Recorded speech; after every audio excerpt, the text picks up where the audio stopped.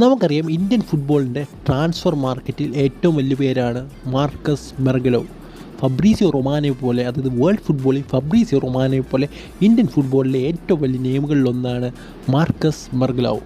എന്തായാലും അദ്ദേഹം പറഞ്ഞൊരു കാര്യം എന്ന് പറയുന്നത്, കേരള ബ്ലാസ്റ്റേഴ്സ് കുറച്ച് കോച്ചുമാരുടെ പേരുകൾ ഷോർട്ട് ലിസ്റ്റ് ചെയ്തിട്ടുണ്ട്, പക്ഷേ നിങ്ങൾ ഉദ്ദേശിക്കുന്നവരാരും ആകണമെന്നില്ല എന്നാണ് മാർക്കസ് മെർഗലോ പറയുന്നത്. എന്തായാലും അതിൽ ഇവാൻ വുക്കോമനോവിച്ച് ഇല്ല എന്നാണ് മാർക്കസ് മെർഗലോ പറയുന്നത്. ഇവാൻ വുക്കോമനോവിച്ചിനെ കേരള ബ്ലാസ്റ്റേഴ്സ് കോച്ചായിട്ട് നോക്കുന്നില്ല.